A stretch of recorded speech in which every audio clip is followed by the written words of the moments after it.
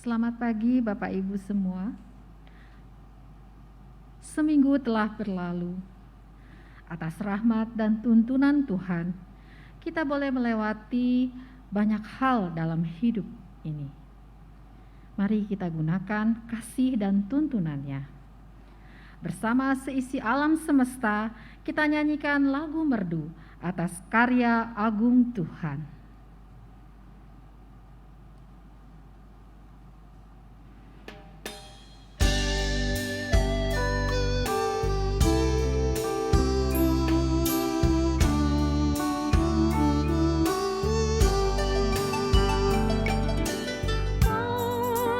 Pagi ini yang cerah, aku datang padamu.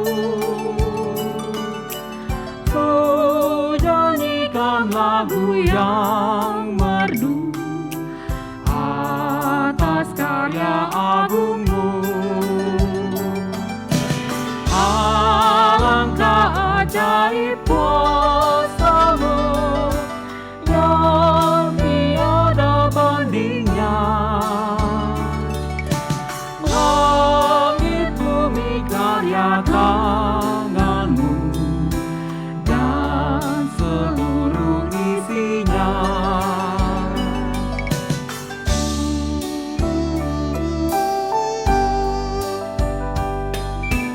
Bulan, matahari, bintangku, darat serta lautan, Tuhan menciptakan semesta, muliakan namanya. Alangkah ajaib kuasa-Mu yang tiada bandingnya. Langit bumi karya tangan-Mu dan seluruh isinya.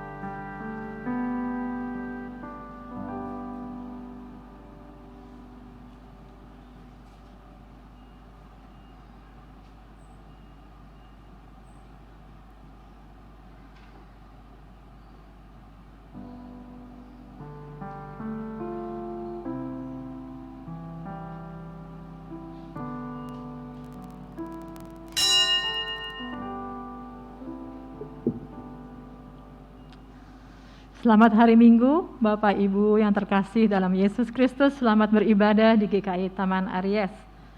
Hari ini kita sungguh bersuka cita ya, karena selain kita beribadah di hari Minggu ini juga kita merayakan Hari Raya Imlek. Bapak Ibu bisa melihat dengan dekorasi yang ada di gedung gereja dan juga ada foto booth dan juga jemaat yang boleh hadir dengan mengenakan baju nuansa Imlek. Kami mengucapkan selamat merayakan Hari Raya Imlek. Tema kebaktian hari ini adalah Kerugma, Didake, dan Terapeia. Firman Tuhan dilayankan oleh Pendeta Alexander Hendrik Urbanas dari GKI Harapan Jaya. Sebelum mengikuti ibadah, mari kita saksikan kegiatan-kegiatan yang akan kita lakukan di minggu mendatang.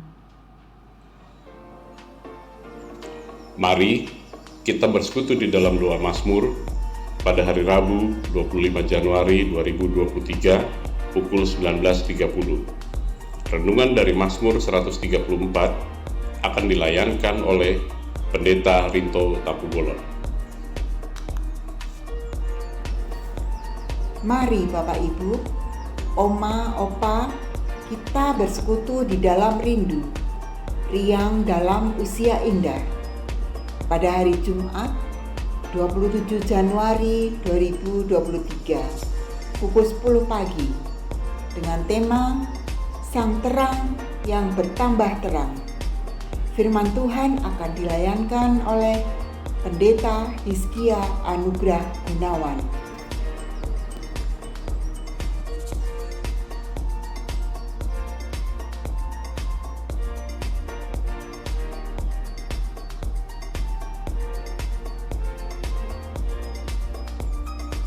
Shalom adik-adik sekolah minggu. Tak terasa Minggu Gembira hadir kembali tahun ini. Kita mengajak adik-adik semua untuk hadir dalam ibadah Minggu Gembira pada hari Minggu tanggal 29 Januari 2023 dengan tema Yesus memanggil murid-murid yang pertama. Untuk kelas 4 sampai kelas 7 pada pukul 7.30 pagi, kelas 1 sampai kelas 3 pada pukul 10 pagi, dan kelas Batita sampai kelas TKB pada pukul 10 pagi. Mari adik-adik kita datang beribadah bersama dengan penuh sukacita. Sampai jumpa di Minggu Gembira adik-adik. Tuhan Yesus memberkati. Berikut ini disampaikan update proses renovasi Poliklinik Pratama Karya Kasih.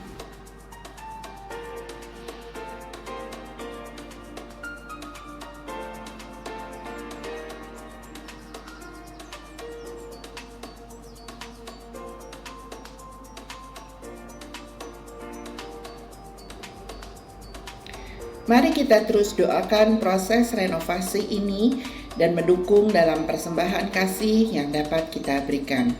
Total penerimaan hingga hari ini adalah sebesar Rp177.695.300. Bagi umat yang berkenan memberikan persembahan secara online, dapat menambahkan kode unik 012. Tuhan Yesus memberkati. Demikian Warta Lisan hari ini. Keterangan selengkapnya dapat dilihat di Warta Jemaat. Mari kita bersaat teduh.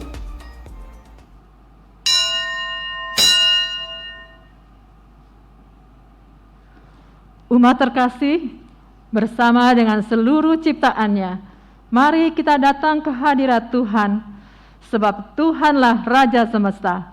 Hanya baginya segala syukur, puji, dan sembah.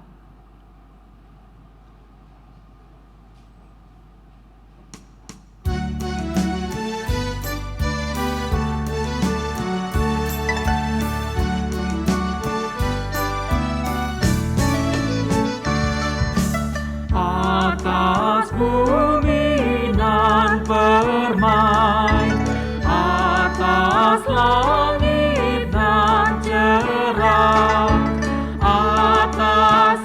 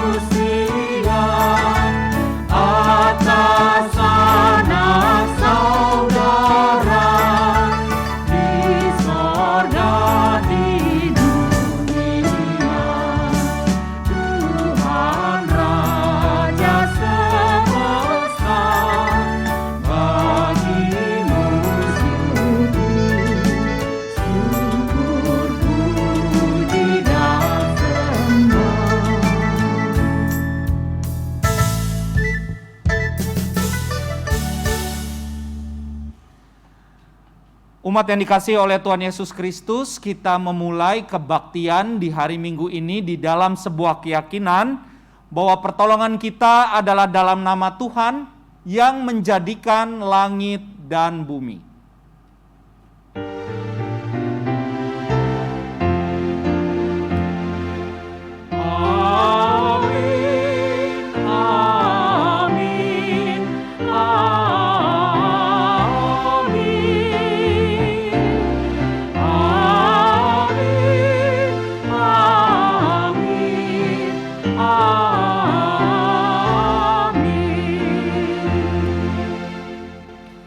Tuhan beserta saudara. Dan beserta saudara juga. Silakan duduk umat yang dikasihi oleh Tuhan. Saudara, umat yang dikasihi oleh Tuhan Yesus Kristus, sebagai murid Kristus, sudah seharusnya maka kita dapat hidup dengan meneladankan Kristus. Kita meneladankan karya dan kasih-Nya yang terus diwujudkan sepanjang ia hidup. Dengan meneladankannya kita sedang menyambut panggilan kita untuk dapat melanjutkan karyanya di tengah-tengah dunia. Hal inilah yang akan kita bersama refleksikan melalui bacaan dan tema kita pada hari ini. Kerugma, didake, dan terapeia hendak mengingatkan akan panggilan untuk setiap kita dalam memberitakan Kristus, mengajarkan kehendaknya, serta melayani semua orang. Ini adalah panggilan kita untuk bisa melanjutkan karya Kristus dan menyatakan bagi setiap orang yang Tuhan perkenankan kita jumpai di dalam kehidupan setiap kita. Mari saudara umat yang dikasihi oleh Tuhan, kini kita bersama bersatu di dalam doa. Mari kita berdoa.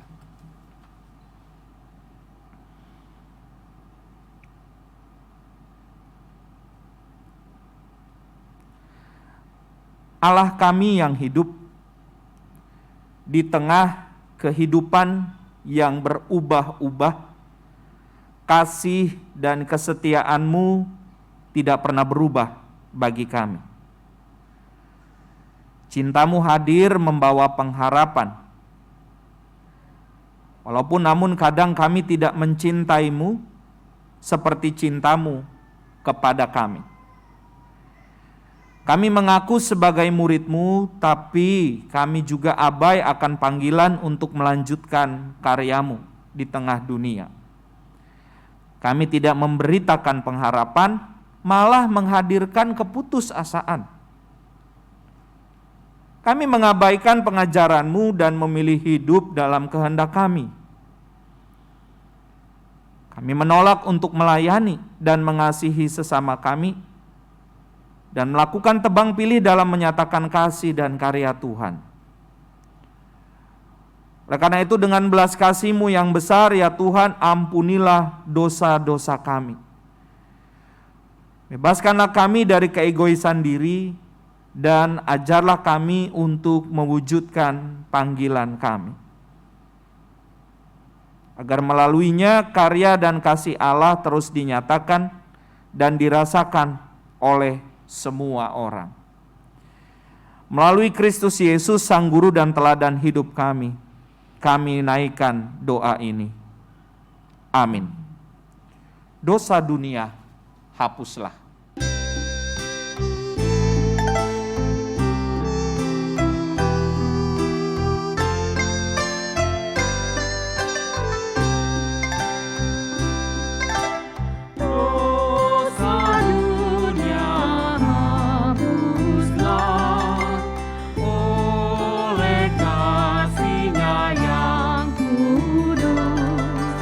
Aku pun dibasuhnya.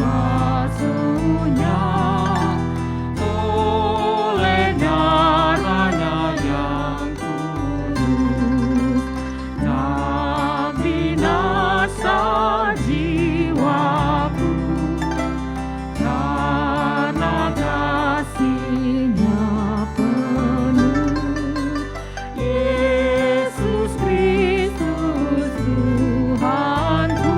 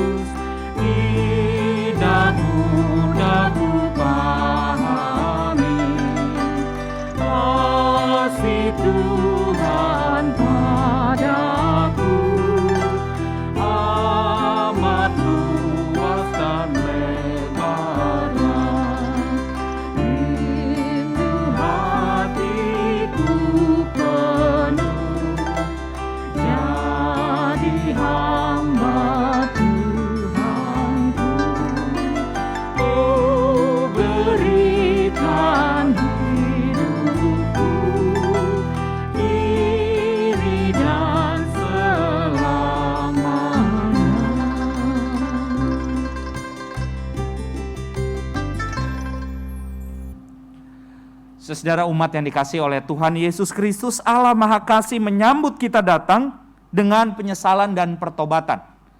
Untuk itu melalui surat 1 Petrus pasalnya yang kedua, ayatnya yang ke-24 sampai dengan 25 yang menyatakan demikian. Ia sendiri telah memikul dosa kita di dalam tubuhnya di kayu salib, supaya kita yang telah mati terhadap dosa hidup untuk kebenaran. Oleh bilur-bilurnya kamu telah sembuh. Sebab dahulu kamu sesat seperti domba, tetapi sekarang kamu telah kembali kepada gembala dan pemelihara jiwamu. Di dalam Kristus engkau telah diampuni. Di dalam Kristus engkau pun telah diampuni. Damai Kristus bagimu. Damai Kristus bagimu juga.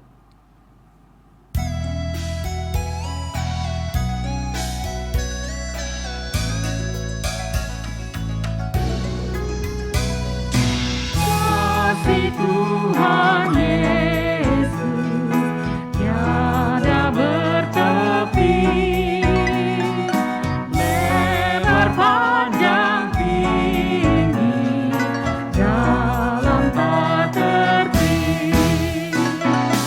Walau melampaui akal kita yang fana, dengan orang kudus, dengan kasih yang kekal.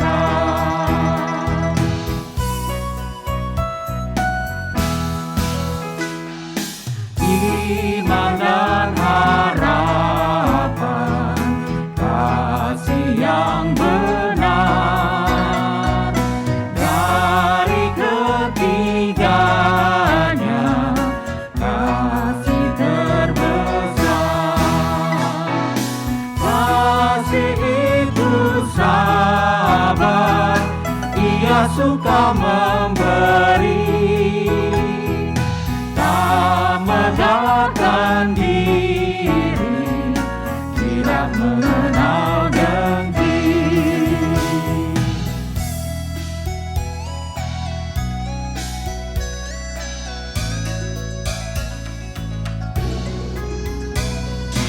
Berikanlah ya Tuhan iman yang teguh, pengharapan sungguh, kasih yang penuh,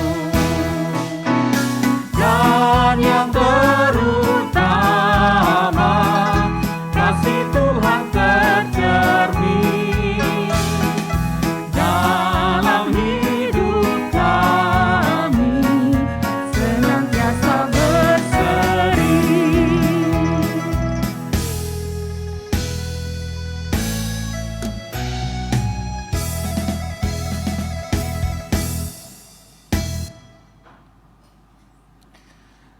Saudara umat Tuhan, kini kita akan masuk di dalam pelayanan firman Tuhan. Sebelum kita membaca, kita mendengarkan serta juga dipanggil untuk bisa melakukan kebenaran firman Tuhan di dalam keseharian kita. Mari kita bersama menyatukan hati kita di dalam doa. Kita berdoa memohon tuntunan daripada Roh Kudus Tuhan.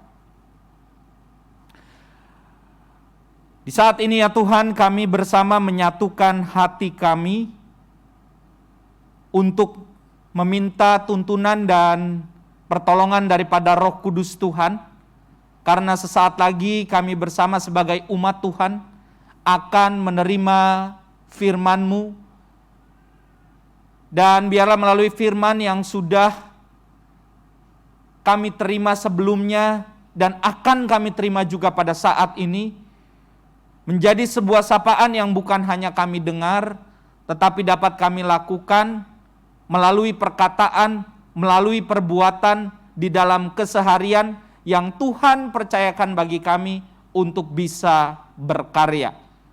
Baik setiap dan berbagai aktivitas yang kami lakukan di dalam ataupun di luar rumah, firman Tuhan bukan hanya kami dengar, tapi juga dapat kami lakukan.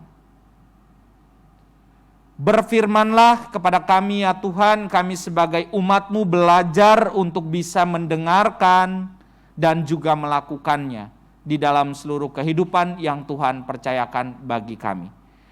Di dalam tuntunan daripada Roh Kudus Tuhan, kami sebagai umat-Mu menyatukan hati kami berdoa. Amin. Pembacaan pertama dari kitab Yesaya 9 ayat 1 sampai 4. Yesaya 9 ayat 1 sampai 4. Bangsa yang berjalan di dalam kegelapan telah melihat terang yang besar. Mereka yang diam di negeri kekelaman, atasnya terang telah bersinar.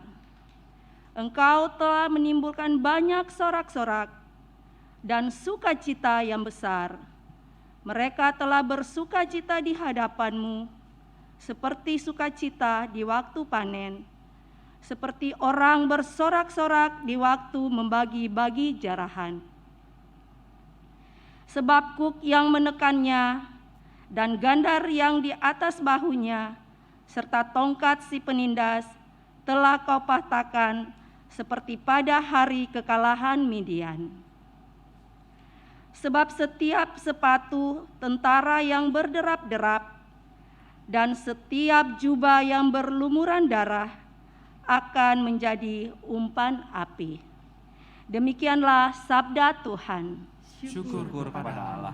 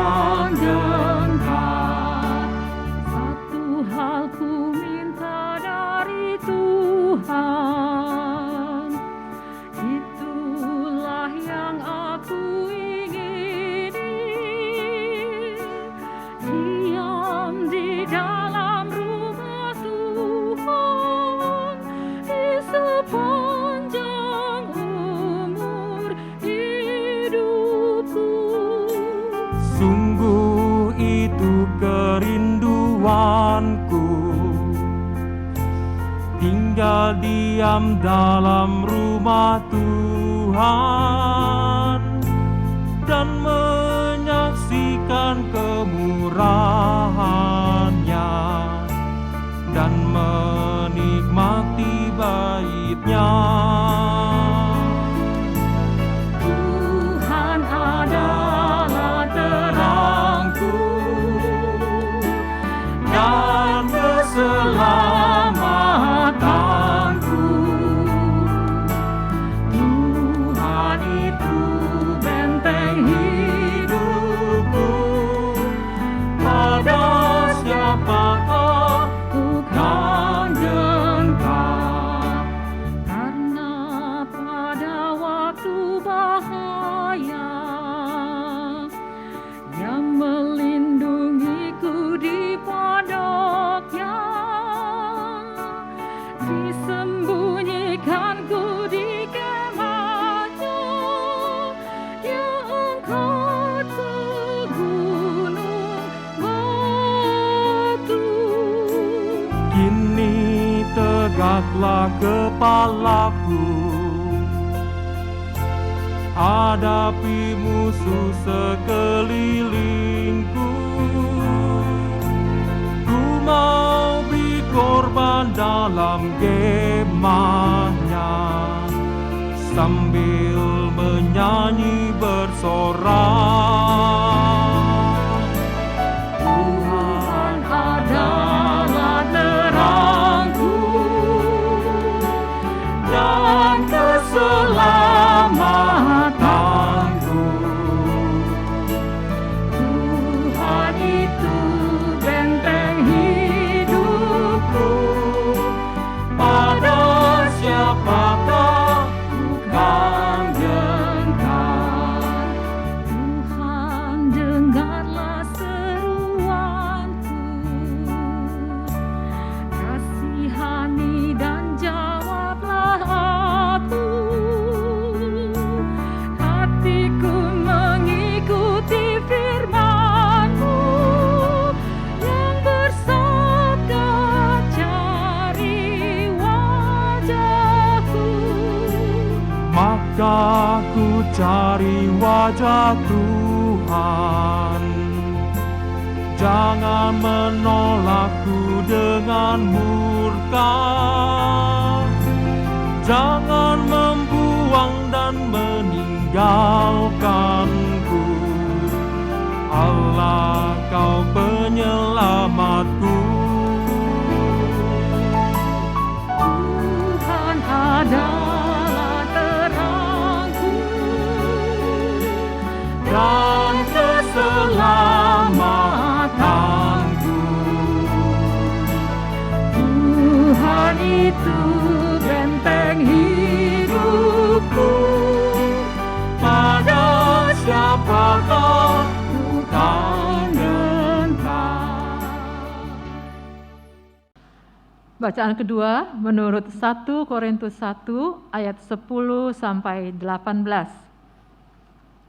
1 Korintus 1 ayat 10 sampai 18.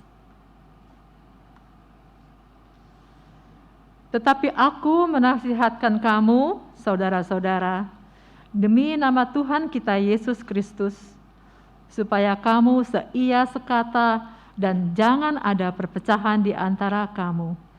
Tetapi sebaliknya supaya kamu erat bersatu dan sehati sepikir. Sebab saudara-saudaraku, aku telah diberitahukan oleh orang-orang dari keluarga Chloe tentang kamu, bahwa ada perselisihan di antara kamu. Yang aku maksudkan ialah bahwa kamu masing-masing berkata, aku dari golongan Paulus, atau aku dari golongan Apolos, atau aku dari golongan Kefas, atau aku dari golongan Kristus. Adakah Kristus terbagi-bagi? Adakah Paulus disalibkan karena kamu? Atau adakah kamu dibaptis dalam nama Paulus? Aku mengucap syukur bahwa tidak ada seorang pun juga di antara kamu yang aku baptis selain Krispus dan Gaius, sehingga tidak ada orang yang dapat mengatakan bahwa kamu dibaptis dalam namaku. Juga keluarga Stefanus aku yang membaptisnya. Kecuali mereka aku tidak tahu, entahkah ada lagi orang yang aku baptis. Sebab Kristus mengutus aku bukan untuk membaptis, tetapi untuk memberitakan Injil. Dan itu pun bukan dengan hikmat perkataan, supaya salib Kristus jangan menjadi sia-sia. Sebab pemberitaan tentang salib memang adalah kebodohan bagi mereka yang akan binasa, tetapi bagi kita yang diselamatkan, pemberitaan itu adalah kekuatan Allah. Demikianlah sabda Tuhan. Syukur kepada Allah.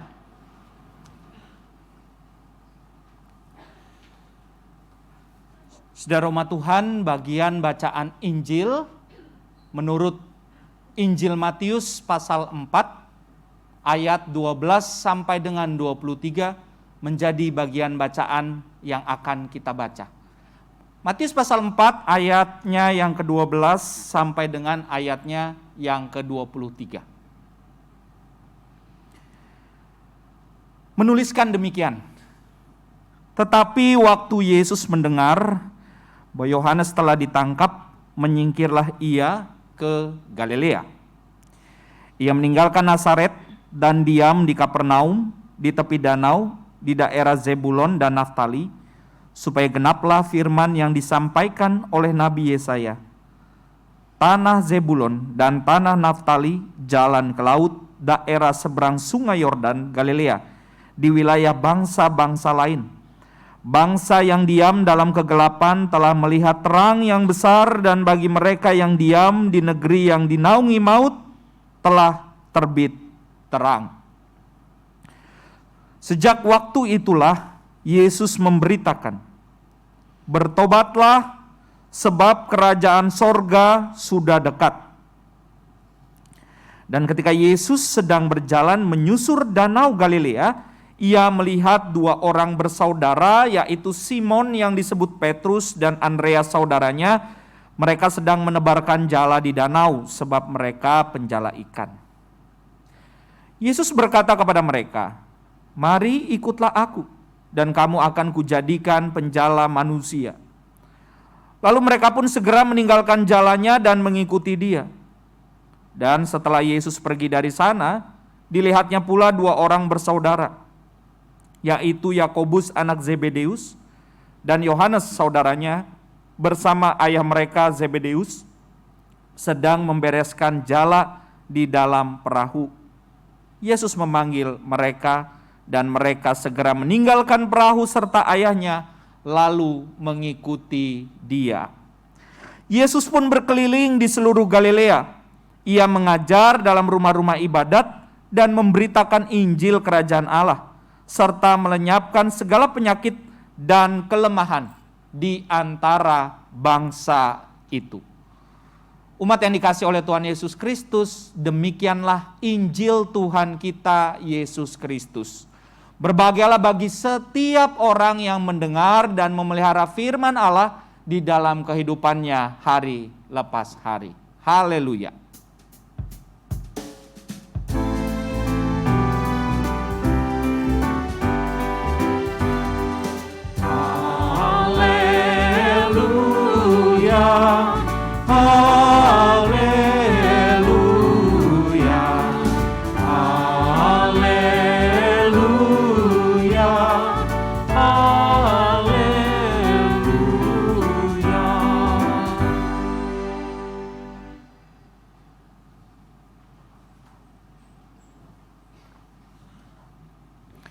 Selamat hari Minggu, jemaat yang dikasihi oleh Tuhan Yesus Kristus. Selamat hari Minggu. Happy Chinese New Year buat setiap kita. Selamat Hari Raya Imlek buat setiap kita.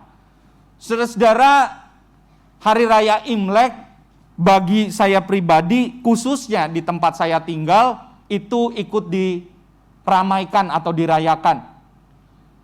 Saya dari GKI Harapan Jaya tinggal di sebuah komplek, ya, pastorinya itu di sebuah komplek yang namanya Titian Indah, yang warganya 60 mungkin sampai 65% itu merayakan Hari Raya Imlek pada hari ini.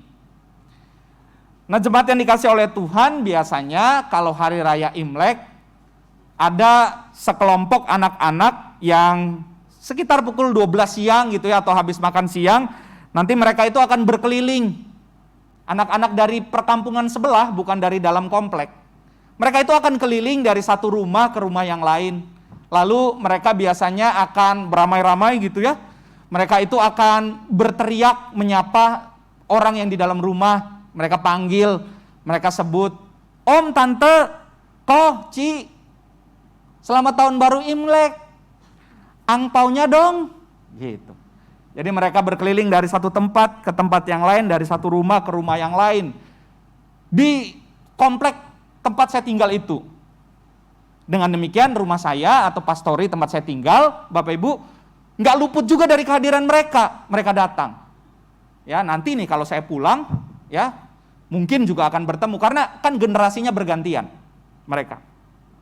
Mereka datang gitu maksudnya ke rumah. Dan suatu waktu mereka datang ke rumah lalu memanggil, "Om, Tante, Koci, selamat tahun baru Imlek, angpaunya dong." Keluarlah saya, Bapak Ibu. Ngelihat saya mereka senggolan, ini mah enggak tahu katanya. Kalau yang keluar istri saya mungkin aman, minta angpau dia. Yang keluar saya mereka, ini mah enggak tahu. Nah, saudara yang dikasih oleh Tuhan, tapi dari peristiwa yang dialami itu, saya bersyukur dan bersuka cita. Jadi di negeri kita ini, kita bisa masih menghormati satu sama dengan yang lainnya ya. Dengan berbagai keunikan dan perayaan yang berkaitan dengan identitas yang kita miliki. Saudara-saudara, pada hari Minggu ini, kita bersama akan belajar melalui pemberitaan firman Tuhan, melalui sebuah tema yang mungkin ketika kita membacanya, memunculkan pertanyaan, apa ini maksudnya dan apa ini artinya. Tema kita adalah kerugma, didake, dan terapeia.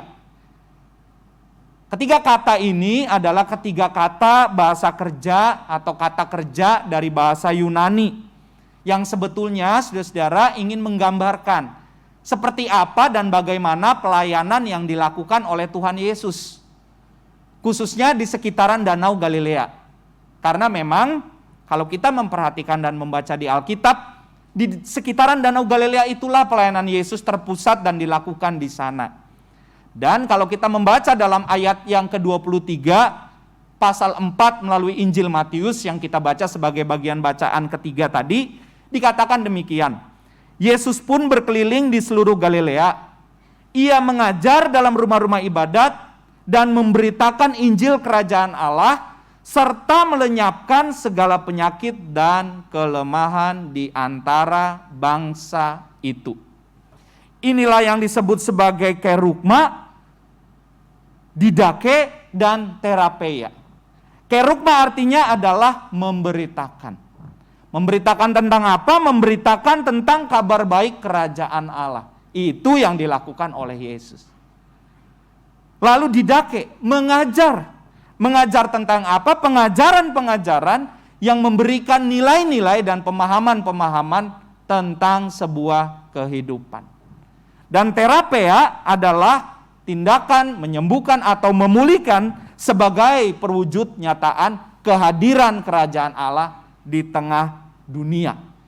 Dan inilah yang akan menjadi perenungan dan refleksi kita di dalam kebaktian pada saat ini. Saudara-saudara yang dikasihi oleh Tuhan Yesus Kristus, pernahkah Bapak Ibu Saudara mendapatkan sebuah pesan di WhatsApp kita secara pribadi ataupun juga di dalam WhatsApp group yang kita miliki? Yang bunyi pesannya adalah kurang lebih demikian.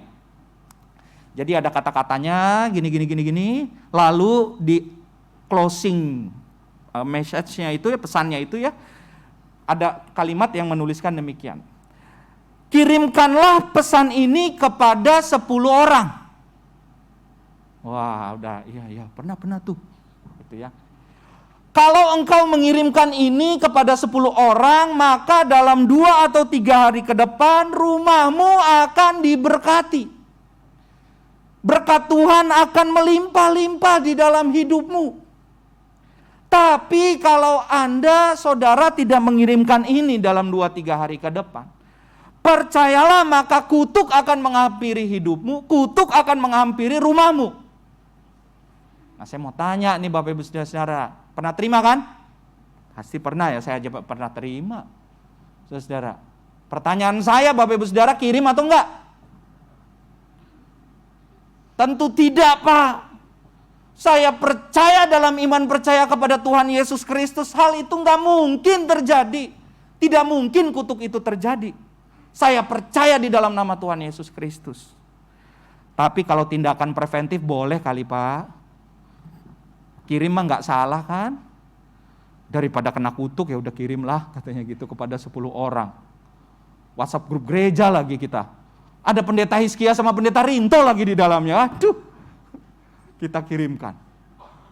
Maaf salah pencet. Nah, saudara yang dikasih oleh Tuhan Yesus Kristus, apa yang dilakukan oleh Yesus dengan perihal kerugma ini adalah sebuah pemberitaan tentang kabar baik. Pesannya adalah pemberitaan tentang kabar baik. Bukan sesuatu yang mengancam, bukan sesuatu yang menakutkan, bukan sesuatu yang mengerikan. Kabar baik yang disampaikan oleh Yesus adalah kabar baik yang ditanggapi dengan gembira, dengan sukacita, dan bukan rasa takut. Artinya Bapak Ibu Saudara-saudara, ketika kita memelihara iman kita di dalam Tuhan, maka mari kita memelihara iman kita bukan karena ancaman dan bukan karena ketakutan. Bahwa kita memelihara iman kita bukan perlu harus karena ditakut-takuti. Tapi ada sebuah kesadaran dan ada sebuah keterpanggilan. Kenapa saya harus beriman? Kenapa saya harus menjalani spiritualitas keseharian saya dengan cara demikian?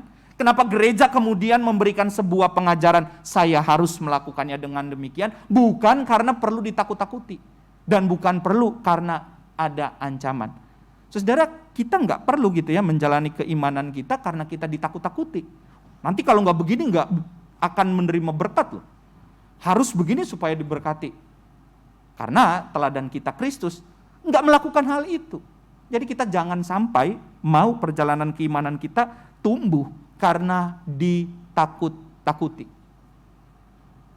Saudara, suatu waktu saya pernah khotbah di sebuah jemaat, lalu kemudian ada jeda ya dari kebaktian yang pertama dan yang kedua, sambil mengisi waktu menunggu ya, maka biasanya saya melihatlah aktivitas apa ya yang ada di jemaat ini, dan di jemaat tersebut sedang dilaksanakan sekolah minggu gitu. Jadi saya lihat kegiatannya dan aktivitasnya, bisa saja kemudian ada yang bisa saya dapatkan, lalu kemudian bisa dipelajari dan diterapkan di jemaat di tempat saya melayani. Dan ketika sedang duduk, saya memperhatikan ada satu orang anak laki-laki, Bapak Ibu Saudara, yang usianya sepertinya tidak jauh dari anak saya yang kedua, laki-laki juga anak saya yang kedua. Anak ini juga mirip sekali dengan anak saya, bergerak dari satu tempat ke titik lain dengan sangat cepat gitu ya, tak-tuk gitu ya, kesana sini ya. Orang tua selalu bilang bahwa maklum anak laki-laki gitu. Jadi demikian. Wah, jadi dia bergerak terus. Tapi kelihatannya si ibunya, ibu anak ini gelisah, nggak nyaman dengan perilaku si anak. Sehingga dia pegang anaknya, dia bilang, Dek, udah diam dulu, ini kan lagi sekolah minggu, nanti Tuhan Yesus marah loh, kata dia gitu. Si anaknya diem sebentar, gerak-gerak lagi. Wah, jalan-jalan gitu ya, gerak dari situ, pokoknya aktif sekali gitu anak ini. Senyum saya, iya Bu, gitu ya. Kayaknya si ibunya kayak merasa tersindir gitu ya dengan si pendeta ini. Mungkin saya walaupun senyum kayaknya kodenya anaknya diem gitu. Padahal enggak, saya nggak ngomong apa-apa. Sehingga si ibu ini nangkep lagi anaknya, bilang, dia pegang, lalu dia bilang, Bapak Ibu Saudara, Dek, diem dulu, nanti pendetanya marah loh, katanya gitu. Anak ini lihat saya, diem Bapak Ibu Saudara, nangis lagi. Padahal saya nggak ngapa-ngapain Bapak Ibu Saudara. Tapi saya berpikir Bapak Ibu Saudara, dari peristiwa ini mungkin saja ini yang menyebabkan nanti anak-anak gak mau jadi pendeta. Masih kecil udah ditakut-takutin gitu ya. Kamu jangan seperti ini nanti Tuhan Yesus marah. Kamu jangan seperti ini nanti pendeta marah, pendetanya ngapa-ngapain. Coba bayangkan pendetanya udah pakai baju hitam. Gitu ya. Berewokan seperti saya. Takutlah anak-anaknya kalau begitu. Nah saudara, iman kita adalah iman yang tidak perlu bertumbuh atau terjadi. Diharapkan sebuah pertumbuhan dengan ketakutan, dengan ancaman. Karena Yesus sendiri tidak melakukan itu. Ia memberitakan tentang sebuah kabar baik yang disambut, direspons dalam keimanan kita dengan kegembiraan dan bukan dengan ketakutan. Pertumbuhan iman kita adalah pertumbuhan dalam kegembiraan. Dan inilah yang menjadi sebuah perkataan yang Yesus katakan melalui Matius pasal 4 ayatnya yang ke-17. Sejak waktu itulah Yesus memberitakan, bertobatlah sebab kerajaan sorga sudah dekat. Kalimat yang serupa yang pernah diucapkan oleh Yohanes Pembaptis dengan tendensi yang berbeda. Ketika Yesus bicara ini memberikan penekanan tentang kehidupan yang diisi dengan sebuah panggilan, menyadari panggilan Tuhan, pemberitaan firman dalam sebuah kesukacitaan. Jadi yang pertama kita belajar tentang kerugma, Mari kita hidup dalam sebuah semangat memberitakan kabar baik, bertumbuh iman dalam sebuah semangat kegembiraan dan sebuah sukacita. Kita beriman kepada Tuhan bukan karena kita takut atau kita tidak ingin diberkati Tuhan. Ketika kita beribadah, ketika kita hidup menjalani spiritualitas keseharian kita, maka itu bukan sesuatu yang harus dipaksa. Kita bukan harus menjalaninya itu dalam sebuah keterpaksaan. Kalau nggak tugas, saya nggak akan begini. Kalau bukan karena dia, saya tidak akan begini. Kalau bukan karena sudah dilawat, saya tidak akan begini, dan seterusnya. Tapi kita memang menyadari betul kenapa saya harus melakukan itu. Itulah kerugma. Yang kedua, Bapak Ibu Saudara-saudara, didake. Karya yang Yesus berikan melalui pengajaran. Dan ini yang juga disebutkan dalam Matius pasal 4 ayatnya yang ke-23. Dan ini terlebih dahulu maka dikatakan, ia mengajar dalam rumah-rumah ibadat. Hal yang tidak umum dilakukan oleh guru lain. Kalau Yesus mendatangi dan mengajar dari satu tempat ke tempat yang lain, membuat orang menjadi paham atas apa yang diajarkannya itu, membuat orang jadi terinspirasi, membuat orang kemudian bisa merespon dengan benar tentang apa yang diajarkannya itu dengan baik. Walaupun tidak selamanya, kita juga menyadari betul ya, panggilan sebagai sebuah gereja, komunitas dalam pelayanan kita, apa yang kita lakukan itu sesuai. Kalau jika kita ditanya Bapak Ibu Saudara-saudara, khotbah seperti apa yang menurut Bapak Ibu menarik? Mungkin jawabannya akan beda-beda. Ada yang bilang begini, kalau saya khotbah yang menarik itu adalah khotbah yang aplikatif.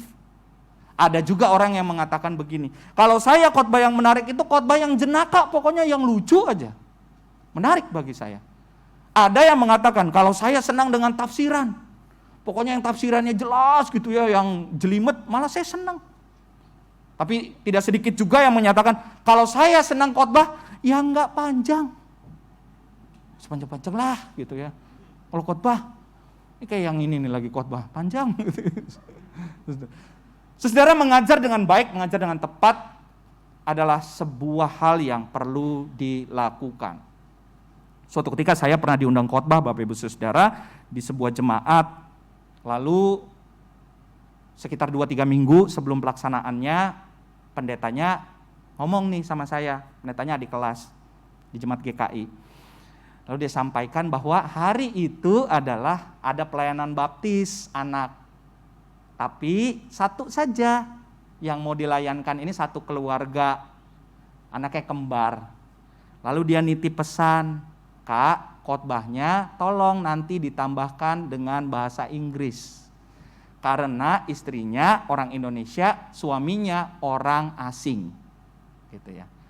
Baiklah, dipersiapkanlah khotbahnya ini mempergunakan bahasa Indonesia dan juga ada tambahan di akhirnya mempergunakan bahasa Inggris. Kan minta request, baiklah dipersiapkan Bapak Ibu Saudara. Hari H sebelum pelaksanaan baptis saya ketemu dengan mereka ya. Lalu ngobrolnya nggak banyak karena mau mulai ibadah, cuman say hello saja dengan keluarganya. Ketika khotbah, seperti yang sudah dipersiapkan, khotbahnya mempergunakan bahasa Indonesia, lalu mempergunakan bahasa Inggris. Kan diminta, sepersekiannya itu pakai bahasa Inggris. Khotbah. Pembaptisan selesai, ibadah selesai, saya hampiri ngobrol sama si pasangan keluarga ini Bapak Ibu Saudara. Lalu saya ngobrol sama si ibu, selamat ibu gini, sama suaminya ngobrol lah bahasa Inggris. Ya, ngobrol gini apa kabar, gini-gini ngobrol ya, semoga dan seterusnya lah buat anaknya.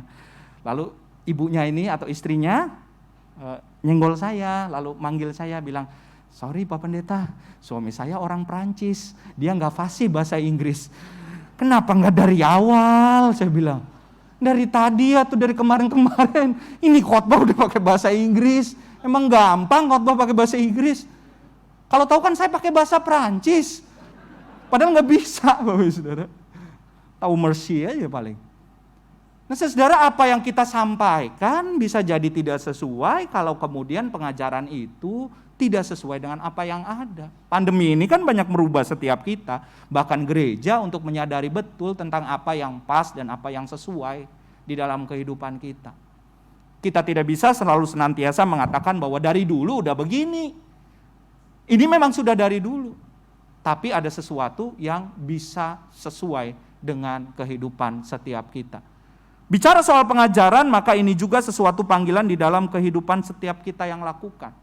Di mana kita justru juga bisa meneladani Kristus. Apa yang dilakukan oleh Kristus? Kristus tidak menciptakan jarak antara dirinya sebagai seorang guru pada saat itu dengan orang-orang yang ia ajar. Ayat 18 menuliskan bagaimana ia berkeliling menyusur danau Galilea. Dan ini yang dilakukan oleh Yesus. Dalam ayat 23 disebutkan ia mengajar dalam rumah-rumah ibadat. Ia mendatangi itu. Dia berjumpa dengan orang-orang. Dan inilah kehadiran sebuah gereja. Kehadiran komunitas. Yang bukan hanya melayani orang-orang dengan kondisi status sosial atau ekonomi tertentu. Karena setiap orang harus terlayani di dalam Tuhan. Didake. Yang ketiga, terapeia. Terapi ya. Pemulihan. Memulihkan.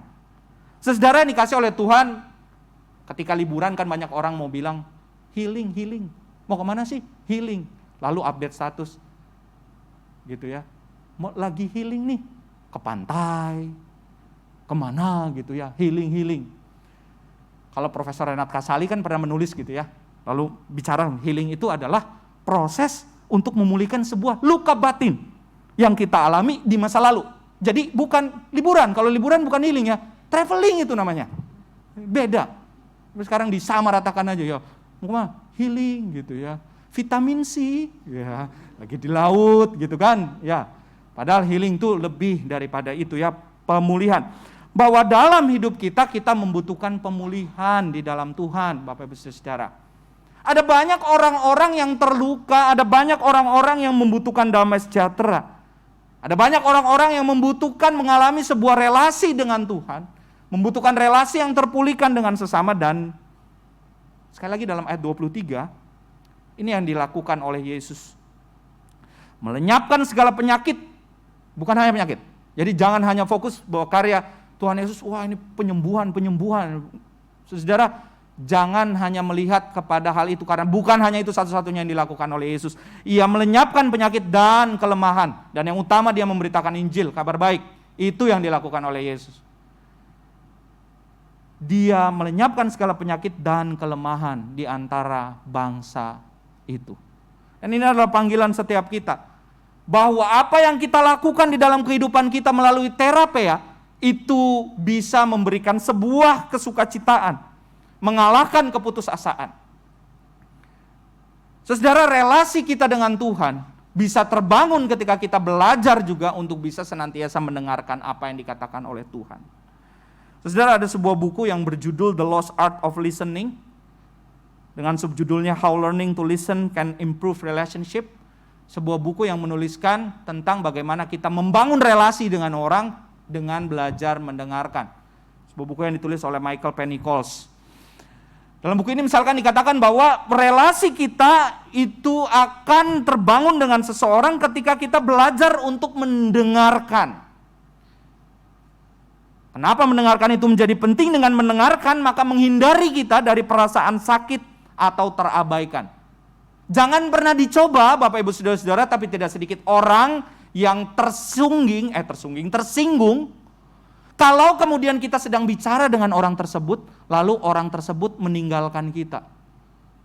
Saya tuh tidur paling mudah Bapak Ibu Saudara. Mau ada masalah apa, mau ada tidur gampang sekali. PMS lalu, persidangan majelis sinode lalu, saya satu kamar dengan seorang penatua.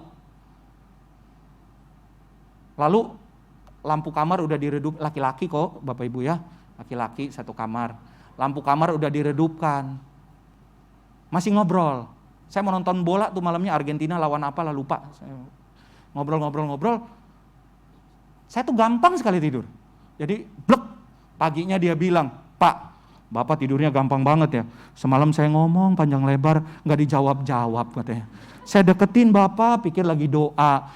Bapak udah tidur. Gampang banget ya Bapak tidur. Saudara, kalau kita sedang berbicara lalu kemudian tiba-tiba orang gak merespon apa yang kita bicarakan, itu bisa membuat orang jadi tersinggung juga loh, saudara. Karena itu mendengarkan itu menjadi sesuatu yang penting dan pesan itu bisa tersampaikan. Yang kedua, dikatakan hubungan manusia itu terjadi dengan proses mendengar. Dengan mendengarkan kita merasa bisa diterima, saudara. Dan ketika mendengarkan maka ada perhatian. Sejarah sebelum pemulihan itu terjadi, maka perlu ada sikap mau mendengarkan dalam kehidupan kita. Untuk itu lewat 3 hal pada hari ini kita bersama belajar. Mari kita memberitakan kabar baik, bertumbuh dalam iman yang gembira dan sukacita, bukan dengan rasa takut. Mari kita memberikan keteladanan hidup dengan mengajar lewat kehidupan kita, bukan hanya dalam kelas, tapi juga dalam keseharian di mana kita ada. Lalu perkataan perbuatan kita adalah perkataan perbuatan yang memulihkan. Dan kenapa kita lakukan itu semua? Karena Bapak, Ibu, Saudara dan saya meneladani Kristus. Itu yang menjadi teladan kita. Saudara, kiranya Tuhan boleh senantiasa memampukan setiap kita untuk bisa melakukannya. Tuhan yang menolong, Tuhan yang memampukan setiap kita. Tuhan Yesus memberkati kita. Amin. Mari kita bersaat hening sejenak.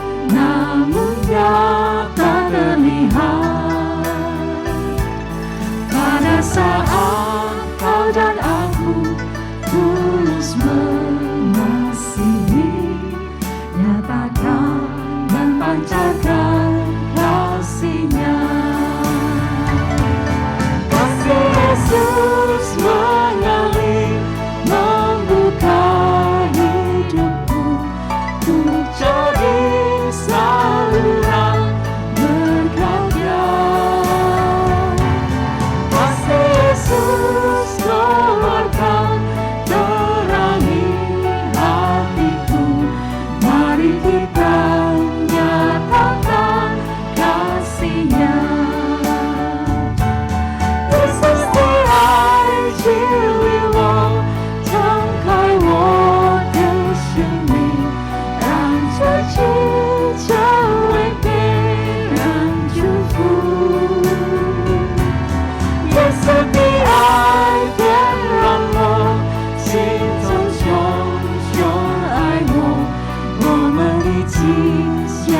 世界活出爱，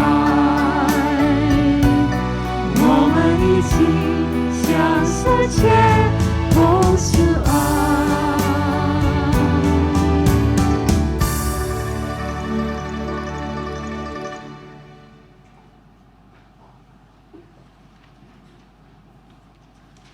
Marilah kita bersama dengan umat Allah di masa lalu, masa kini, dan masa depan, mengingat pengakuan pada baptisan kita menurut pengakuan iman rasuli. Aku percaya kepada Allah, Bapa yang Maha Kuasa, Khalik langit dan bumi, dan kepada Yesus Kristus, anaknya yang tunggal Tuhan kita, yang dikandung dari Roh Kudus, lahir dari anak darah Maria, yang menderita sengsara di bawah pemerintahan Pontius Pilatus, disalibkan, mati dan dikuburkan, turun ke dalam kerajaan maut. Pada hari yang ketiga, bangkit pula dari antara orang mati, naik ke surga, duduk di sebelah kanan Allah, Bapa yang Maha Kuasa. Dan dari sana ia akan datang untuk menghakimi orang yang hidup dan yang mati. Aku percaya kepada Roh Kudus, gereja yang kudus dan am, persekutuan orang kudus, pengampunan dosa, kebangkitan orang mati, dan hidup yang kekal. Amin.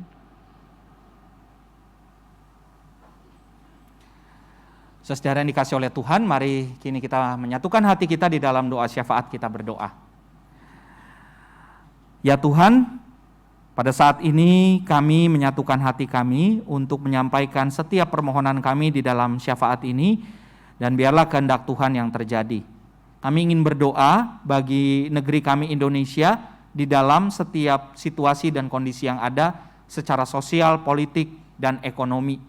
Kami berdoa untuk setiap orang yang memiliki peran tertentu sehingga mereka dipercayakan untuk bisa mengambil kebijakan-kebijakan tertentu, dapat diberikan kebijaksanaan.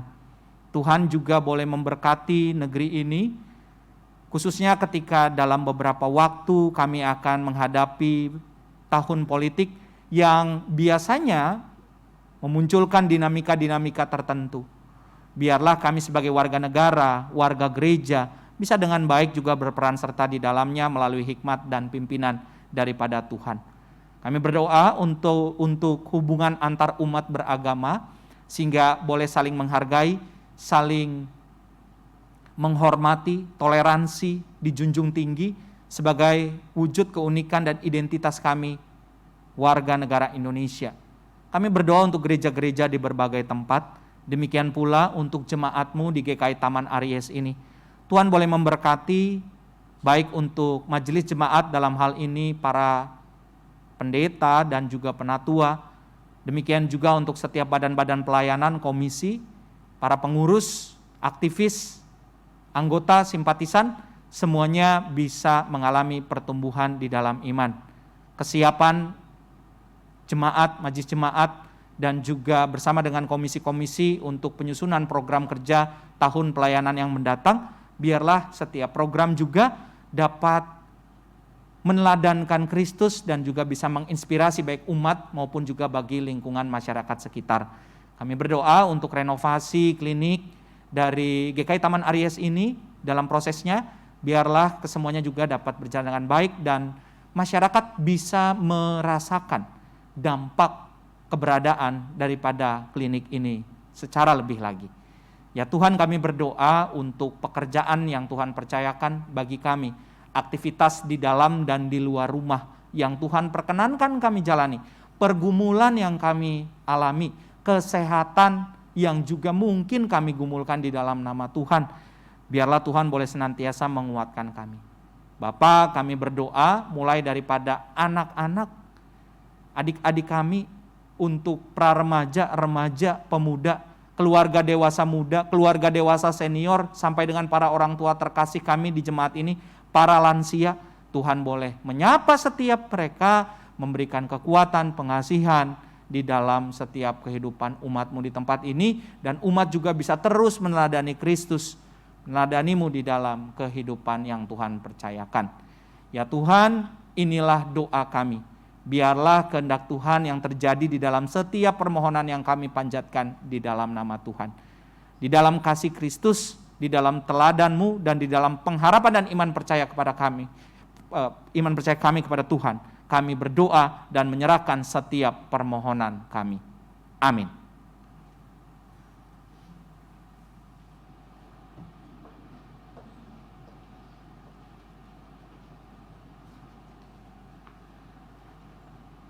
Marilah kita dengan sukacita bawa persembahan kepadanya. Roma 12 ayat 1 menyatakan, "Karena itu saudara-saudara, demi kemurahan Allah, aku menasihatkan kamu supaya kamu mempersembahkan tubuhmu sebagai persembahan yang hidup, yang kudus, dan yang berkenan kepada Allah. Itu adalah ibadahmu yang sejati." Umat dapat mengirimkan persembahan melalui rekening GKI Taman Aries atau dengan scan kris, atau dengan memasukkan amplop pada kotak persembahan yang tersedia di pintu gereja setelah ibadah selesai.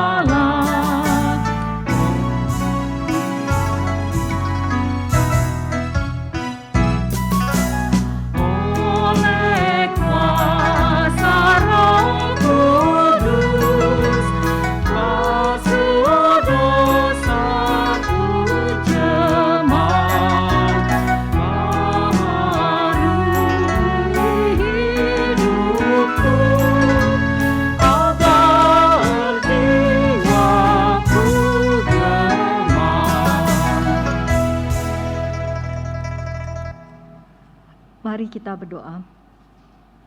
Tuhan Yesus Kristus, kami bersyukur padamu.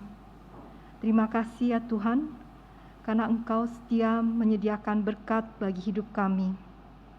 Tuhan, layakkanlah persembahan yang kami bawa kepadamu sebagai ungkapan syukur kami, dan mampukan kami mengelola setiap berkat yang Tuhan sediakan.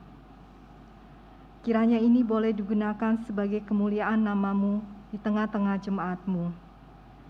Tolong kami ya Tuhan, agar mampu mempersembahkan hidup kami dan boleh menyatakan karya Tuhan di tengah-tengah jemaat. Dalam nama Tuhan Yesus Kristus kami berdoa. Amin.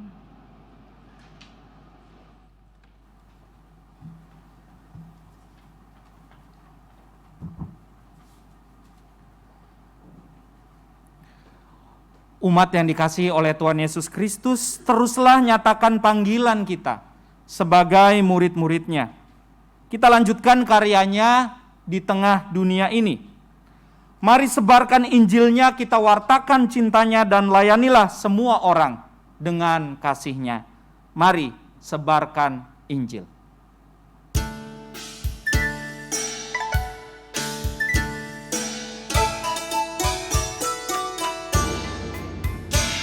Sebarkan Injil ke seluruh dunia.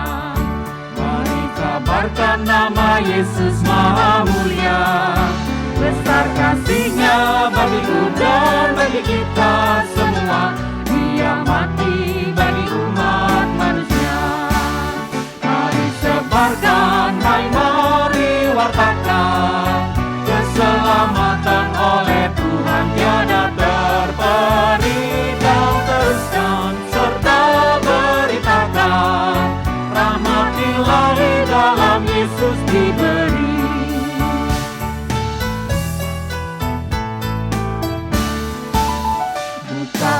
hatimu mari terima Dia.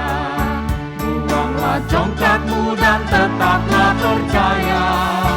Tetaplah Yesus Tuhanmu agar hidupmu berseri. Segala puji bagi Tuhan diberi. Mari sebarkan, hai mari wartakan, keselamatan oleh Tuhan tiada terperi. Dan teruskan serta beritakan, rahmat Ilahi dalam Yesus diberi.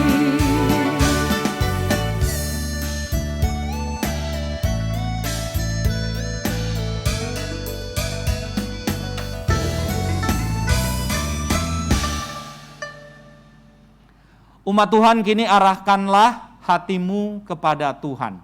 Kami mengarahkan hati kami kepada Tuhan. Jadilah saksi Kristus. Syukur kepada Allah, Terpujilah Tuhan. kini dan selamanya. Kini terimalah berkat Tuhan. Tuhanlah penjagamu. Tuhanlah naunganmu di sebelah tangan kananmu. Matahari tidak menyakiti engkau pada waktu siang, atau bulan pada waktu malam. Tuhan akan menjaga engkau terhadap segala kecelakaan.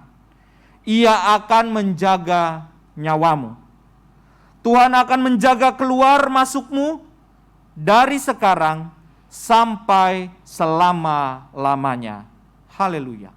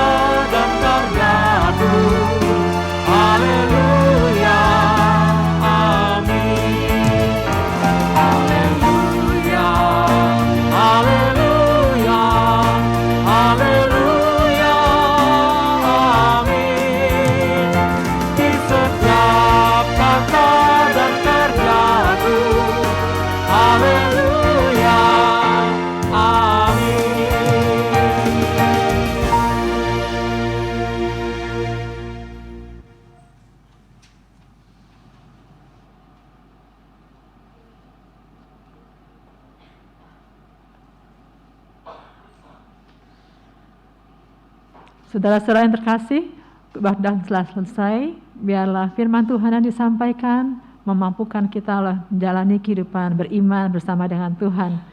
Selamat hari Minggu, Tuhan memberkati.